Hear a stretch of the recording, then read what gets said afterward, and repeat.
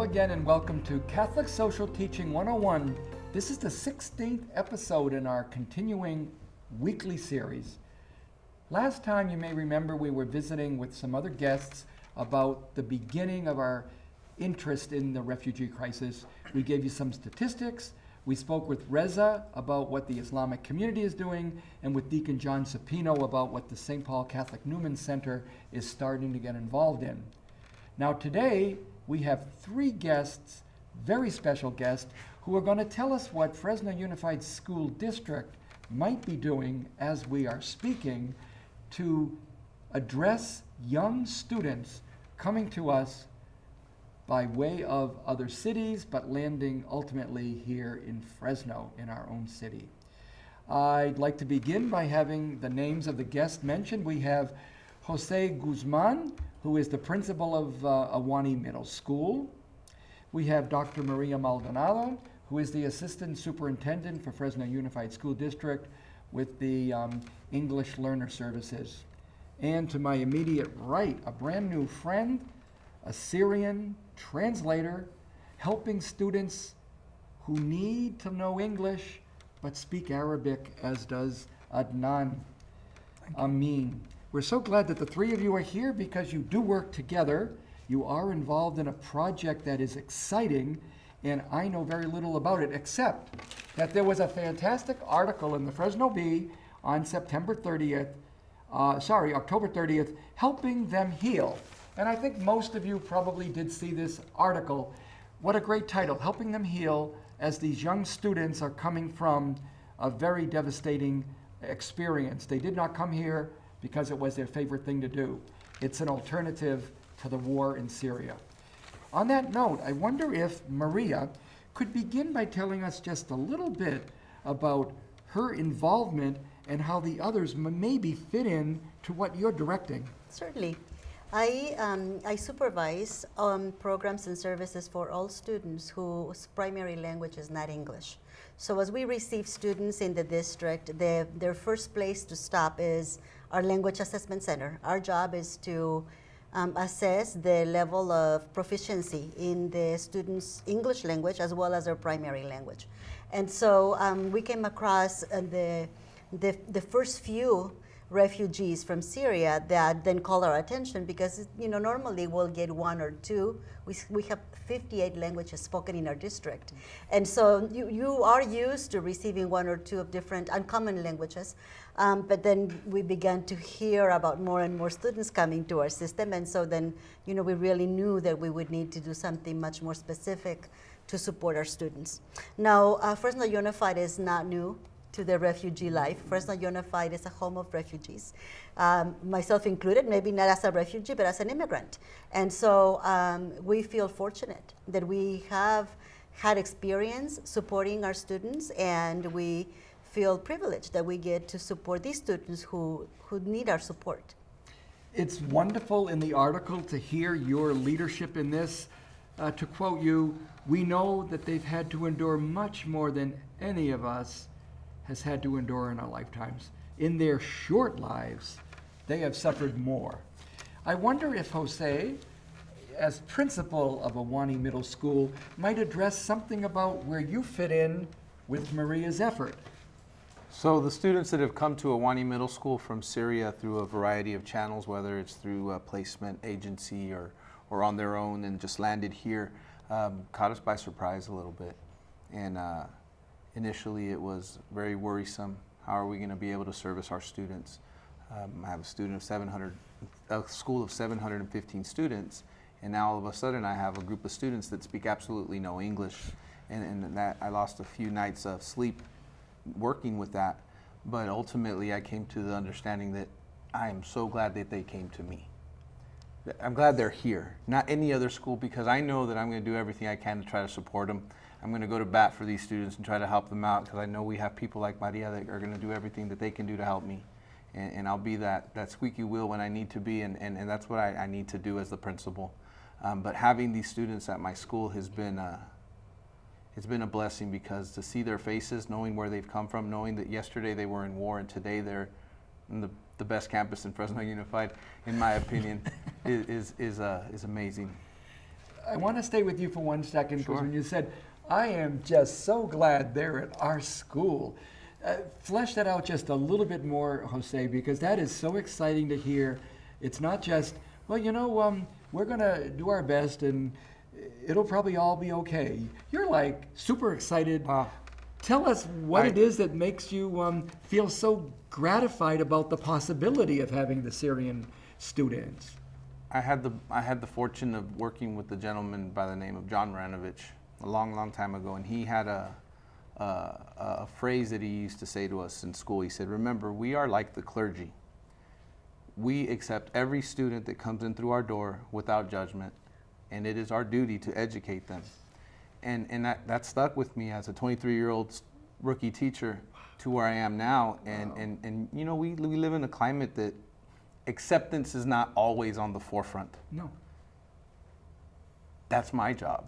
I have to teach that. I have to preach that, and I have to reach out to the community to see how we can get people to help us with that. And so that's where that comes from.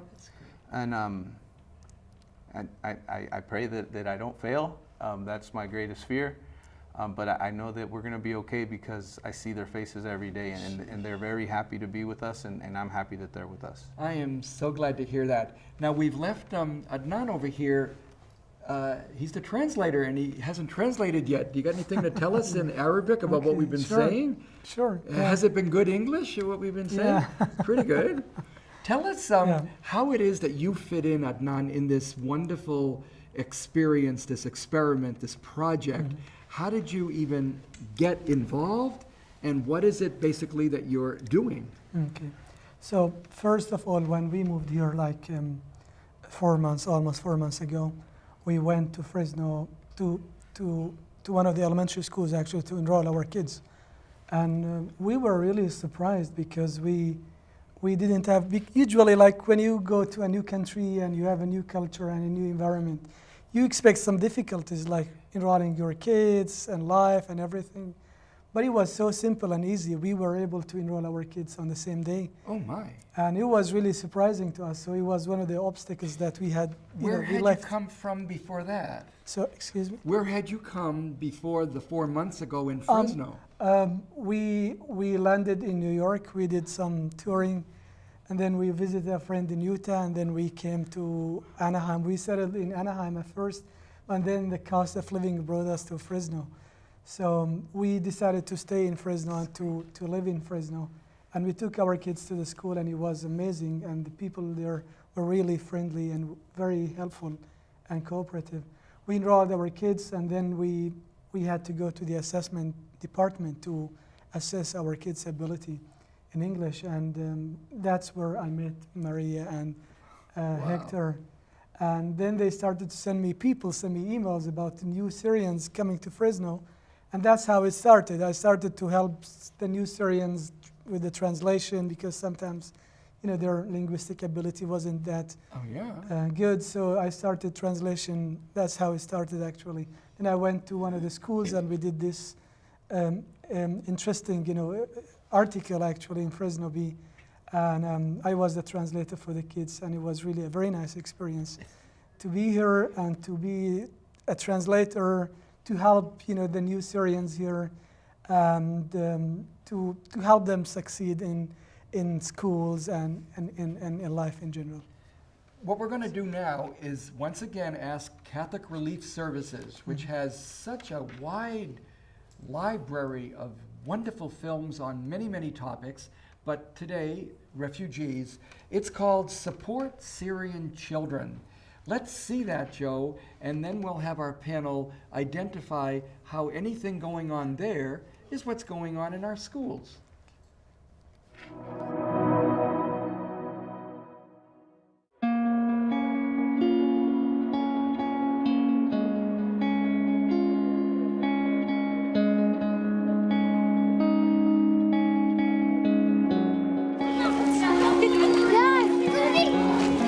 After 5 years from the war and the Syrian crisis, those children have witnessed a lot. When we talk about needs, we're talking about bridging the gaps that the war has created. We're talking about academic and psychosocial needs and services that we should provide them. أول إشي بننزل إيدينا. We are aiming to have children linked to certified educational pathways and to have them more resilient in their educational environments. Catholic Relief Services, CRS, actually they play extraordinary role in supporting us beyond the financial support that they provide in order to reach to more students. They also provide ongoing support during implementation, especially when we face challenges. We discuss together, we see together best ways to overcome those challenges. During crises and emergencies, one might think that education is a minor thing. Education is very important, and education provides the healing space for bridging all gaps that those children have developed.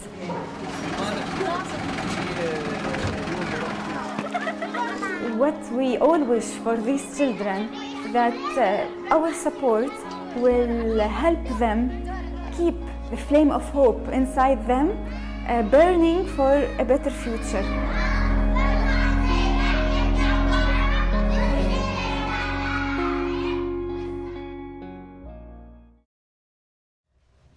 Well, those are Syrian children, but where they are being cared for is in another Muslim country bordering in Jordan. But I wonder what images you saw and what expectations there are, what challenges you can identify with, saying, that could be us. It is us. We're doing that too. Who would like to start on that one, on responding to that, the images of what CRS is doing far away? What are you doing here? I could speak to that from our school. What I saw in the clip is kids just being very happy to be learning, and kids being happy to be part of something without fear, without worry. And we've seen that at Ahwanee. And I can speak on behalf of my entire staff that we have rallied around this group of students to the point where our staff has contributed dining room tables, television sets. At the request of the families, we would like to learn English by watching TV shows and things of that nature, and our staff has come through with that. That's not going to solve everything. Bottom line is the secret's going to be the education that we provide for them, and they're very willing to learn. I met with all of the students the other day of our new Syrian students, and I said, what's been the hardest part of this transition for you? And they told me, to a child, English. And I understand that. What's been the best part of this? And they said the people. And they said the library, the books. And they named one of our people by name. They said Miss Smith. Wow. Miss Smith has spent hours with us teaching us English and getting us talking to one another. And their development has been impressive, incomplete but impressive. Thank you. Maria, from your supervisory role, what's going on? You know, not only that, Jim, what I really want to speak to is how impressed I was with our students at the elementary level. We now have 20 students at Walters. And what I noticed from them, what I was impressed about was their joy to live, their joy to be at a place where they knew they're learning, their joy to know that they're safe, and the appreciation that they were demonstrating for the things that were being provided for them. We take those things for granted. Those things we're used to them, but for them these were great gifts that they were showing so much joy to receive. And one of the things that I would say to that is that that is perhaps the most rewarding experience that those of us who go into education get to experience. The other thing that I would say that is comparable to what we saw in the film is that as a human being, we have a need to help. We have a need to feel that we contribute. And we have found, I personally have found so many people out there after the article that you talked about saying, how can I help? What can I do to support? And so at this point, we're ready to begin hiring, actually, Arabic-speaking paraprofessionals who are going to be supporting our kids. And Adnan is one of those people that we're waiting for some paperwork that's going to be completed. But they're stepping up, and they're wanting to be part of the support that we provide our students. So it's been a magnificent experience in terms of seeing people come together and show their faith, show their hearts, and do the right thing, right, for our brothers and sisters. We're going to take our break right now, and as the program before, we're going to hear from Pope Francis, in which he urges the world to respond to the crisis by supporting with solidarity all those efforts of people that are ministering to the refugees. When we come back, it'll be Adnan's chance to weigh in on the ministry that he has right now and the excitement of looking forward to even more commitment and more work with Fresno Unified. Stay tuned, but now we have Pope Francis.